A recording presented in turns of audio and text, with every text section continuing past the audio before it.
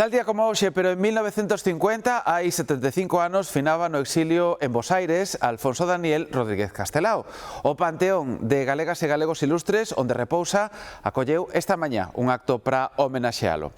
Foi o arranque oficial do Ano Castelao, que se celebra neste 2025.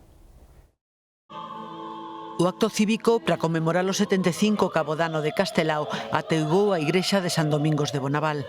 As principais institucións e entidades culturais do país asistiron renderlle homenaxe nunha cerimonia que quixo celebrar a vida e a traxectoria da figura máis enlleira do galeguismo do século XX. Celebremos a Castelao, porque Castelao é o home que nos fixo, que nos fai e que nos fará sempre mellores a todos. Nos discursos lembraron o Castelao artista, o escritor e, sobre todo, o pensador político e patriota galego, poñendo foco na defensa que fixo da cultura, da lingua e do país.